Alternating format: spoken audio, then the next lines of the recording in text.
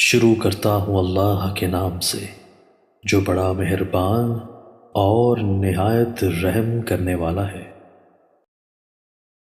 سیدنا ابو قبصہ انصاری رضی اللہ عنہ سے مروی ہے کہ رسول اللہ صلی اللہ علیہ وآلہ وسلم نے فرمایا، دنیا صرف 4 افراد کے لیے ہے۔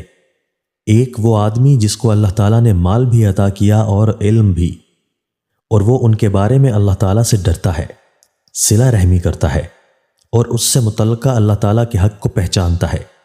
یہ آدمی سب سے افضل مرتبے والا ہے۔ 2 وہ آدمی جس کو اللہ تعالیٰ نے علم دیا، مال نہیں دیا، بس وہ نیک خواہش کا اظہار کرتے ہوئے کہتا ہے، اگر میرے پاس مال ہوتا تو میں بھی فلاں آدمی کی طرح نیک کام کرتا۔ ان دونوں کا اجر برابر ہے۔ 3 وہ آدمی جس کو اللہ تعالیٰ نے مال عطا کیا، علم نہیں دیا، بس وہ اپنے مال کو بے تکا اور بغیر سوچے سمجھے خرچ کرتا ہے اور اس کے بارے میں نہ اللہ تعالیٰ سے ڈرتا ہے، نہ صلہ رحمی کرتا ہے اور نہ اس سے متعلقہ اللہ تعالیٰ کے حق کو پہچانتا ہے۔ یہ آدمی سب سے گھٹیا مرتبے والا ہے۔